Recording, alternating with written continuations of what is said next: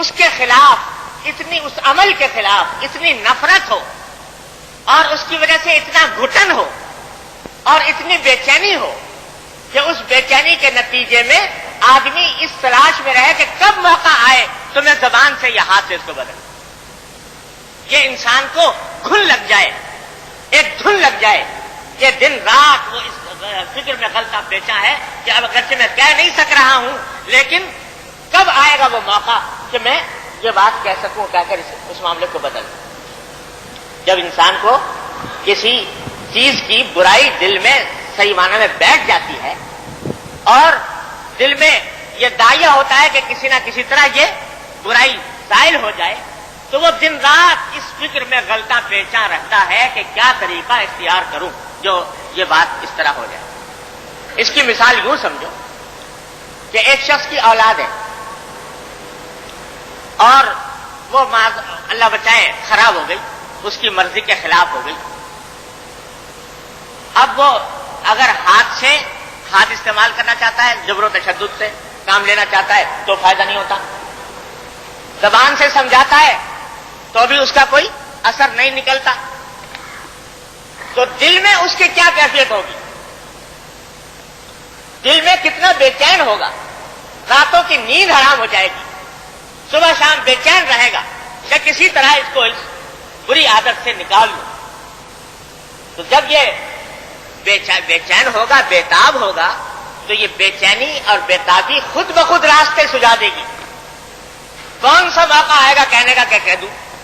کون سا موقع ایسا آئے گا کہ جس کے دل میں بات اتر جائے اس کو اتار دوں۔ تو جب آدمی بے چین ہوگا، بےتاب ہوگا، تو بے چینی اور بےتابی خود بخود راستے سجھا دے گی صحیح وقت پر، صحیح موقع پر بات کہنے کے، اور اس کے نتیجے میں ایک نہ ایک دن اس کی بات کا اثر ہو جائے۔ یہ ہے فلیغیرہ بیدہ۔ اب یہ بتائیے کہ فرض کریں آج جتنے منکرات پھیلے ہوئے ہیں ہمارے معاشرے کے اندر، برائیاں، گناہ برسر عام ہو رہے ہیں، چلو ہمارے اندر ہاتھ سے اس کو بدلنے کی طاقت نہیں، زبان سے بسا اوقات کہنے کی طاقت نہیں، لیکن اگر ہم میں سے ہر شخص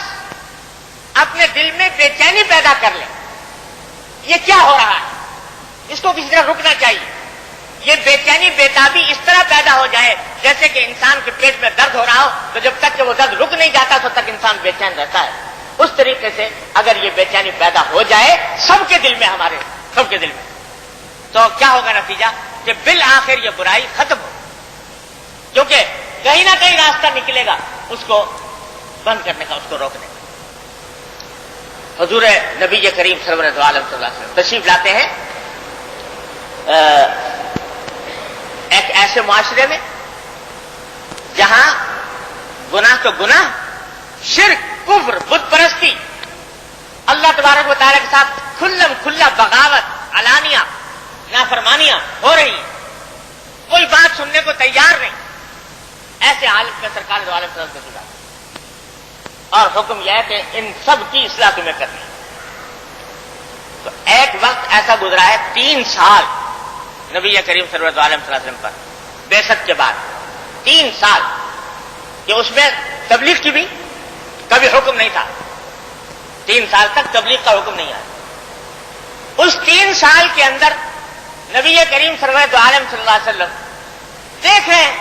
معاشرے کے اندر جو کچھ ہو رہا ہے، ماحول میں جو کچھ ہو رہا ہے وہ دیکھ رہے ہیں، حرا کے غار میں جا کر، تنہائیوں میں جا کر اپنے اللہ تبارک و تعالیٰ سے مناجات فرما رہے ہیں، اور وہاں پر جو کچھ ہو رہا ہے اس کا اندازہ کر کے طبیعت میں ایک گھٹن پیدا ہو رہی ہے کہ بے چینی پیدا ہو رہی ہے کہ کس طرح اس کو سنواروں۔ تو یہ بے چینی ہی بالآخر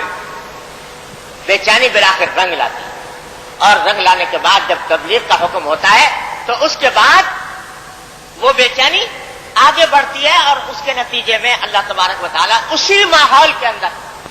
انقلاب برپا فرماتا ہے۔ وہ بے چینی کیسی تھی؟ قرآن کریم فرماتا ہے فَلَعَلَّكَ بَاخِعٌ نَفْسَكَ عَلَىٰ أَلَّا يَكُونُوا مُؤْمِنِينَ، کہ اے نبی صلی اللہ علیہ وسلم کیا آپ اپنی جان کو ہلاک کر ڈالیں گے؟ قرآن کہہ رہا ہے حضور اکرم صلی اللہ علیہ وسلم، کیا آپ اپنی جان کو ہلاک کر ڈالیں گے اس اندیشے میں، اس بے چینی میں کہ یہ لوگ ایمان کو نہیں لاتے؟ حضور اقدس صلی اللہ وسلم کو تسلی دے رہے ہیں اللہ تبارک و تعالیٰ کہ ما علیک الا ان علیک الا البلاغ، آپ کے اوپر سے تبلیغ کا فریضہ ہے، آپ اتنا اپنی جان کو ہلکان نہ کیجیے، اتنے پریشان نہ ہوئیے، اللہ تعالیٰ تسلی دے رہے ہیں۔ لیکن بے چینی ایسی ہے، بےتابی ایسی ہے کہ جو کوئی آ رہا ہے تو دل میں یہ ہے کہ کسی طرح اس کو جہنم کے عذاب سے بچا لوں اور اس کو بات اس کے دل میں حلق میں اتار دوں۔ یہ ہے فَلْيُغَيِّرْهُ بِقَلْبِهِ، قلب۔ تو قلب سے صرف برا سمجھ لینا کافی نہیں، ایسا برا سمجھنا کہ جو بالآخر بےتابی اور بے چینی دل کے اندر پیدا کر دے، ایسی بےتابی اور بے چینی کہ بالآخر وہ اصلاح کے اوپر منتج ہو۔ آج ہمارے اندر جو خرابی ہے وہ یہی ہے کہ بے چینی نہیں، بےتابی نہیں۔ اول تو برا سمجھنا، یہ بھی اللہ بچائے، اس کے بھی لالے ہیں، اس کا بھی فقدان ہے۔ حالت یہ ہو گئی ہے کہ معاشرے کے ماحول کے اثر سے اگر کوئی شخص برائی کر بھی نہیں رہا، خود بچا ہوا ہے، تو بچا ہوا ہے اپنے سابق عادتوں کے لحاظ سے۔ اب کیا بڑھاپا آ گیا، جوانی گزر گئی، اب کیا اپنے طرز عمل میں تبدیلی پیدا کروں، اس شرم سے نہیں بدل رہا اپنے آپ، ایک ڈھرے پہ چل رہا ہے تو چل رہا ہے۔ لیکن اولاد جو جا رہی ہے، نئی نسل جو غلط راستے پر جا رہی ہے، اس کی برائی کا محقق دل میں نہیں ہے۔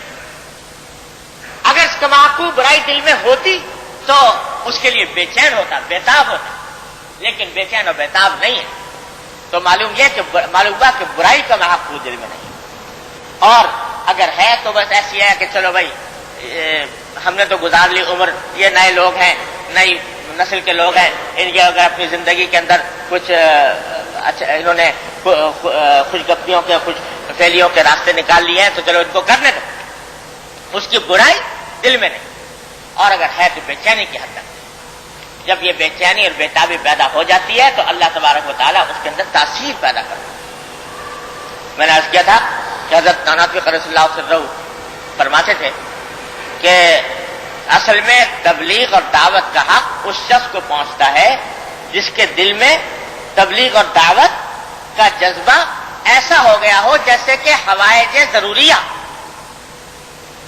کہ بھوک لگ رہی ہے جب تک کھا نہیں لے گا چین نہیں آئے گا، پیاس لگ رہی ہے پانی نہیں پی لے گا چین نہیں آئے گا۔ اس طریقے سے انسان کے دل میں یہ داعیہ پیدا ہو جائے کہ کسی طرح میں اس کو بچا لوں۔ اور مثال دی کہ اس کی جیسے حضرت شاہ اسماعیل شہید رحمۃ اللہ علیہ، اللہ تعالیٰ نے ان کے دل میں یہ داعیہ پیدا فرمایا۔ کیا داعیہ پیدا فرمایا کہ ایک ایک واز میں سینکڑوں انسان توبہ کرتے تھے گناہوں سے، ایک ایک واز، اس لیے کہ بات دل سے نکلتی تھی، دل پہ اثر انداز ہوتی تھی۔ ایک واز ایک مرتبہ فرما رہے جامع مسجد دہلی میں، تو بڑا لمبا چوڑا واز کیا، گھنٹہ ڈیڑھ گھنٹہ، کتنا 2 گھنٹے طویل واز ہوتا تھا۔ واز کرنے کے بعد جامع مسجد دہلی کی سیڑھیوں سے نیچے اتر رہے تو اتنے میں ایک آدمی آیا بھاگتا ہوا، اس نے پوچھا جی مولوی اسماعیل صاحب کا واز کیا ختم ہو گیا؟ تو نے کہا ہاں بھائی ختم ہو گیا۔ کہا کہ مجھے تو بڑا افسوس ہے، میں تو بڑی دور سے آیا تھا مولوی اسماعیل صاحب کا واز سننے کے لیے۔ کہا کہ بھائی کہاں سے آئے تھے؟ کہ جو فلاں گاؤں سے آیا تھا اور اس خیال سے آیا تھا کہ مولوی اسماعیل کا واز ہوگا تو وہ سنوں گا، افسوس ختم ہو گیا، میرا آنا بیکار ہو گیا۔